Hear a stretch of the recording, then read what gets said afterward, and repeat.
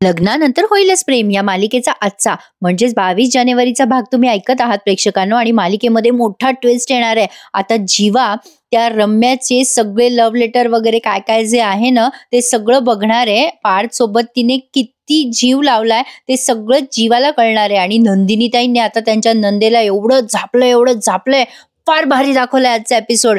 तर लग्नानंतर होईलच प्रेम या मालिकेचा आजचा भाग तुम्ही बघत आहात 22 जानेवारीचा. आणि सॉरी या प्रेक्षकांनो, काल लग्नाला गेले होते त्यामुळे मला हा एपिसोड देता आला नाही, सॉरी. तर आजचा भाग कंटिन्यू करते. तर नंदिनीने त्या सायको मुलाला तोंडात मारले आणि त्याला सुनावलं की तुझी आणि पार्थची तुलनाच होऊ शकत नाही. त्या दिवशी सुमन जीव घ्यायला निघाली होती स्वतःचा, तेव्हा तू काय केलंस? तिथे सगळ्या बायका होत्या पण तू एकटा पुरुष होतास ना, तिथे तू नुसतं बघत बसलास. त्यावेळेला फक्त आणि फक्त पार्थने येऊन सुमनचा जीव वाचवला. आणि 4 चौघामध्ये लग्नात सुद्धा पार्थनेच माझी बाजू मांडली आणि मला तिथे त्यांनी रक्षण दिलं. तुझी लायकी तरी आहे का पार्थचं नाव घ्यायची? कारण हा मुलगा पार्थ बद्दल वाटेल ते बोलत होता. पार्थला सोनं लागलंय का वगैरे वगैरे. तेव्हा नंदिनी म्हणते हो, पार्थला सोनंच लागलंय. कधी कधी जवळीक होण्यासाठी एकही भेट पुरेशी असते आणि कधी कधी आपली माणसं पण जवळ असून आपली वाटत नाही. तुझी आणि पार्थची तुलना होऊच शकत नाही. पार्थशी स्वतःची तुलना करू नकोस. आणि पार्थच्या प्रेमात मी अजून तेवढीशी पडलेली नाहीये. पण प्रेम कसं असतं माहित नाही, पण हा पार्थवर प्रेम करावं असेच ते आहेत. आणि तुझी हिंमत कशी झाली रे माझा हात पकडायची? तेवढ्यात ही नंदिनी सिक्युरिटी गार्डला बोलवते आणि त्या मुलावर ओरडते, हात सोड माझा आधी, मी तुझ्याशी लग्न करणार नाहीये. आता तो जाता जाता ओरडतो नंदिनीवर तो मुलगा आणि म्हणतो, नंदिनी मी तुला शेवटचं विचारतोय, लग्न करणार आहेस की नाही माझ्याशी? नंदिनी म्हणते नाही. आणि तो मुलगा म्हणतो, मी तुझं लग्न होऊच देणार नाही. तरी पण नंदिनीकडे काम करणारा तो मुलगा म्हणत असतो, तू फक्त माझी आहेस नंदिनी, तू फक्त माझी आहेस. मी काहीही झालं तरी तुझं आणि त्या पार्थचं लग्न होऊ देणार नाही. तेव्हा नंदिनी म्हणते, तुझ्या असल्या फालतू धमक्यांना भीक घालत नाही रे मी. आता वॉचमन काकांना म्हणते, काका याला बाहेर हकलवून द्या आणि आजपासून तुझा आणि आनंद निवासचा संबंध संपला. आता पुन्हा तो मुलगा म्हणतो, तू चूक करतेस मोठी नंदिनी, लक्षात ठेव, तू माझ्याशी लग्न कर. नंदिनी म्हणते, तुला एकदा सांगितलेलं कळत नाही? पुन्हा जर या आनंद निवासच्या जवळपास फिरकलास ना तर याद राख, याला घेऊन जा आधी बाहेर. असं म्हणून नंदिनी त्या मुलाला कायमचं हकलून देते. पण आता तिला जरा टेन्शनच आलंय. आता इकडे बघा, ही रम्या भूतासारखी एकटीच अंधारात बसलेली असते. बापरे, मला तर मंजुलिकाच वाटली ती. आता त्या पार्थचा हात धरते ती, तेव्हा तो पार्थ घाबरतो. आता पार्थ आधी लाईट लावतो तेव्हा ही रम्या पुन्हा त्याचा हात धरून म्हणते, असं काय करतोयस पार्थ? अरे तू आधीसारखा का रिएक्ट होत नाहीयेस? तुझ्या हाताला ना ऊबच नाहीये ती, तू थंड पडलायस का? पार्थ खूप घाबरलेला असतो. तो म्हणत असतो, रम्या डोंट गेट फिजिकल, तू माझा हात सोड आधी. रम्या म्हणत असते, अरे पार्थ असं काय करतोस? अरे तुला किती काळजी आहे माझी. शेवटी तो हात झटकतो पार्थ आणि तिला समजवतो, अगं असं काय करतेस रम्या, तू माझी चांगली मैत्रीण आहेस. पण तरी सुद्धा रम्या म्हणत असते, तू सांगून टाक मला पार्थ, यापुढे आपलं संबंध कसे राहणार आहेत? मी तुझा हात धरायचा की नाही धरायचा? शेवटी पार्थ तिचा हात झटक. इकडे नंदिनीने सगळं काही सांगितलंय काव्याला त्या दीपक बद्दल. त्याने गुलाब दिला, मला असं प्रपोज केलं आणि मला खूप त्रास झाला वगैरे वगैरे. काव्या तिला पाणी वगैरे देते आणि शांत करते आणि म्हणते, त्या दीपकची एवढी हिंमत कशी झाली तुला हे असं बोलायची? बापरे, हे अवघडच आहे ग सगळं ताई. बरं केलं ताई तू त्या दीपकच्या कानाखाली मारली. तसंही पार्थ तुझे होणारे आहो आहेत ना, आहोंसाठी असं कोणी ऐकेल का बरं? आता काव्या चिडवायला लागते. नंदिनी म्हणते, काव्या हसू नकोस ग, मला टेन्शन आलंय ग. काव्या म्हणते, अगं ताई एवढं कसलं टेन्शन आलंय तुला? आता नंदिनी म्हणते, मी पार्थना हे सगळं सांगू कशी? आता तिला काव्या समजवते, ताई ताई ताई हे बघ जरा शांत हो, मला नाही वाटत पार्थला हे सगळं सांगायची गरज आहे. मग नंदिनी म्हणते, नाही ग काव्या, असं नसतं. संसार करताना नवरा बायकोने असं लपवायचं नसतं एकमेकांशी आणि सगळी गोष्ट शेअर केली पाहिजे. मी पार्थला विश्वासात घेऊन सगळं सांगणार आहे काव्या, मला पार्थपासनं काहीही लपवायचं नाही. आणि आता पार्थ मात्र बरंच लपवतोय नंदिनीपासनं. आता रम्या काही त्या पार्थचा हात सोडेना आणि त्या पार्थला म्हणते, प्रेम करणं चुकीचं आहे का? आता हा पार्थ म्हणतो, अगं रम्या चुकीचं नाहीये ग प्रेम करणं, पण प्रेम ही सुंदर फिलिंग आहे. याचा अर्थ असं नाही की एखाद्यावर प्रेम आहे आपलं तर समोरच्याने पण ते प्रेम केलंच पाहिजे. रम्या पुन्हा त्याचा हात धरत म्हणते, हे बघ हे सगळं ऐकायला बरं वाटतं रे, पण हे सगळं अस्तित्व नाहीये. माझ्यासाठी एक तर प्रेम आहे नाही तर नाहीये. तुझ्या मनात प्रेम नाहीये पार्थ, माझ्यासाठी प्रेम नाहीये. आता ती पुन्हा पुन्हा जवळ जात असते पार्थच्या. तेव्हा पार्थ तिला म्हणतो, तू लांब हो ग रम्या माझ्यापासून आधी. रम्या म्हणते, तू बदललायस रे, बदललायस, पण ती मात्र मी तीच आहे, अजूनही जुनी तीच आहे. जी रम्या तिच्या पार्थवर खूप प्रेम करते. ऐक ना रे पार्थ, तू तुझ्या मनाची दारं का बंद करतोयस? माझ्या कपाटाची दारं उघड, तुला पार्थ दिसेल सगळीकडे. आता हिच्या कपाटाचं काय करावं बाबा? सांग ना पार्थ, तुझ्या मनामध्ये ती नंदिनीच आहे ना, तिच्यावर प्रेम करतो का? तेव्हा पार्थ म्हणतो, तू जेवढं माझ्यावर पॅशनेटली प्रेम करतेस ना, कदाचित तेवढं नसेल आमचं एकमेकांवर, पण लग्नानंतर आमचं प्रेम नक्कीच होईल. पार्थ जेव्हा रम्याला असं उत्तर देतो तेव्हा रम्या गपगारच पडते. प्रेक्षकांनो, छान उत्तर दिलंय पार्थने तिला. असो, पण आता इकडे काव्या पुन्हा एकदा नंदिनीला समजवते, अगं ताई, जर तू असं काही बोललीस आता तर भाऊजींच्या डोक्यात संशय येईल ना. नंदिनी म्हणत असते, अगं तसं नाही काही, पण संशय काय येईल त्यांना माझ्यावर? त्यांचा माझ्यावर आणि माझा त्यांच्यावर पूर्ण विश्वास आहे काव्या. मला असं वाटतं की मी हे सगळं त्यांना सांगायला हवं. पण काव्या तिला समजवत म्हणते, अगं ताई, त्या दीपकमुळे तुमच्या आयुष्यात काही फरक पडणार आहे का? तो काही एक्झिस्ट करतो का तुझ्या आयुष्यात? झालं तर मग कशाला जीजूला सांगायचंय?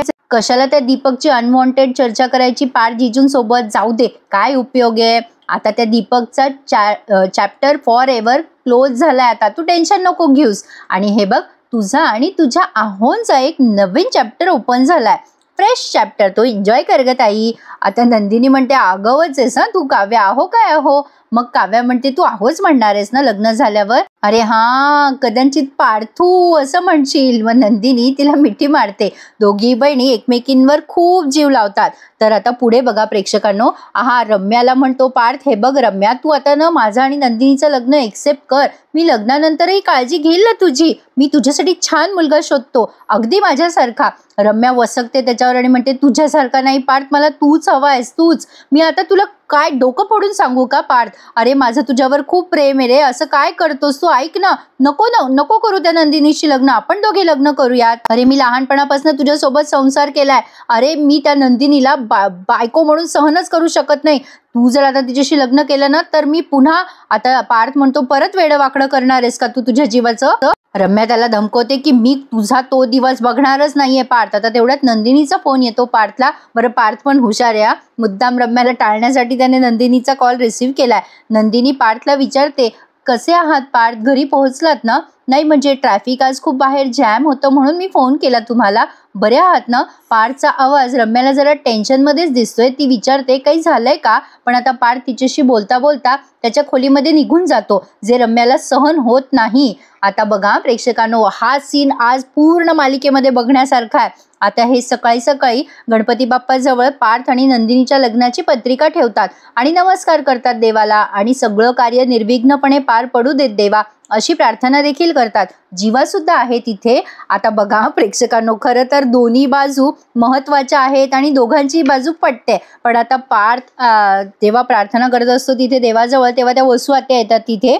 मग वसू आत्याला त्यांचे भाऊ म्हणजे पार्थचे वडील म्हणतात, हे घे, अगं ताई, आपल्या पार्थच्या लग्नाची पत्रिका आली आहे. ही सगळ्यात पहिली पत्रिका मी तुला देतोय. मग पार्थ म्हणतो, बाबा थांबा, मी देतो पत्रिका आत्याला. आणि आता पार्थ म्हणतो, आत्या हे घे, सगळ्यात पहिला मान तुझा. आता हे पार्थचे वडीलही तेच बोलतात आणि पार्थही तेच बोलतो. पण आता त्या वसू आत्या संतापतात आणि म्हणतात, तुम्ही सगळं हे मुद्दाम करता आहात ना?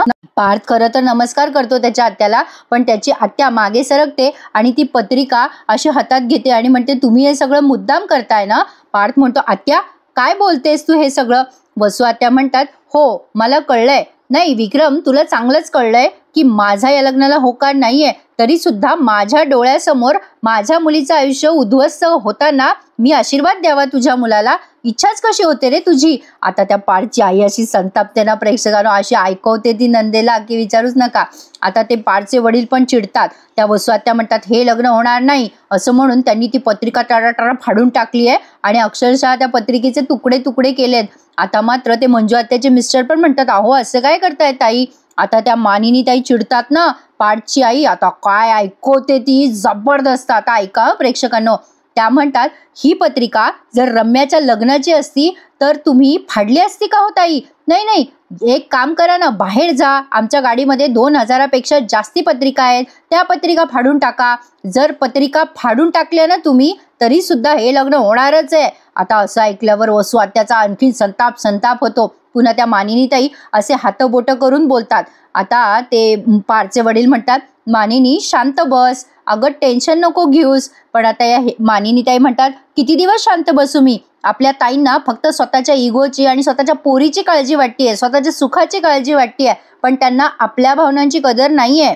हे बघा वसुताई, आपल्या घरामध्ये मान आहे ना तुमचा, म्हणून सगळ्यात आधी पत्रिका पार्थने तुम्हाला दिलीत. तुम्ही काय केलं? हे हे हे असं असं फाडून टाकावी पत्रिका. काय म्हणणं काय हो तुमचं? तुमच्या इच्छेपुढे आम्ही सगळ्यांनी आमच्या आनंदावर पाणी फेरायचंय का? फक्त आणि फक्त तुमची आणि रम्याचीच इच्छा लक्षात घ्यायची आहे का? बाकी आम्ही काही करायचं नाही का? म्हणजे आम्ही आमच्या सगळ्यांनी आमचं मन मारायचं, तोंडाला कुलूप लावायची आणि गप्प बसायचं, असंच वाटतं ना तुम्हाला? असं होणार नाहीये वसुताई, लक्षात ठेवा.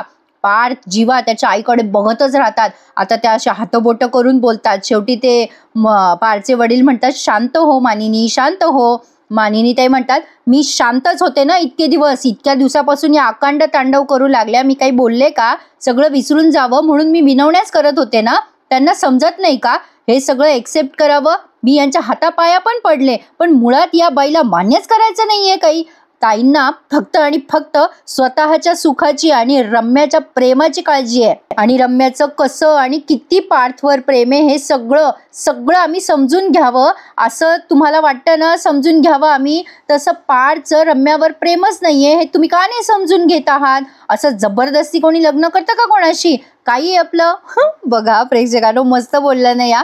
आता पुढे त्या म्हणतात, तुम्हाला जर हे समजून घ्यायचं नसेल तर रम्याला समजून सांगण्याचाही प्रश्न येत नाहीये. आता त्या जोरात ओरडतात वसुआत्या, मानिनी. आता त्या म्हणतात, तुम्ही किती चिडचिड करा, पण एक गोष्ट लक्षात ठेवायची, काहीही झालं ना तरी हे लग्न मोडणार नाहीये. पार्थचं आणि नंदिनीचं लग्न होणार म्हणजे होणार. तुमची इच्छा असो किंवा नसो, त्या दोघांचं लग्न विधिलिखित आहे. त्यांचं नशीब ना तुम्ही बदलू शकत ना आम्ही बदलू शकत. मंजू आत्याचा नवरा म्हणतो, जाऊ द्या वहिनी, कशाला विषय वाढवता तुम्ही? आपण असं समजू की पहिला डाव भूताचा, माफ करून टाकू, लग्न घरे जाऊ द्या. मानिनीताई म्हणतात, भाऊजी इतकी दिवस सोडूनच देत होते, पण समोरच्याला जर धरूनच ठेवायचं असेल तर आम्ही तरी काय करावं? प्रत्येक वेळेला मुलीच्याच आईला वाटतं का की मुलीचं लग्न म्हणजे जीवाला घोर असतं? असं नाहीये ताई. मुलांच्या आई वडिलांना सुद्धा मुलांच्या लग्नाचं टेन्शन असतं, हुरहुर असते, आनंद असतो, अभिमान वाटतो मुलाचा. पण आमच्या भावना तुम्हाला समजून घ्यायच्याच नाहीये हे दिसतंय मला आता. ताई, जशा तुमच्या भावनांचा आम्ही आदर राखावा असं तुम्हाला वाटत राहतं ना, तसंच आमच्याही भावनांचा तुम्ही आता आदर ठेवायला शिका.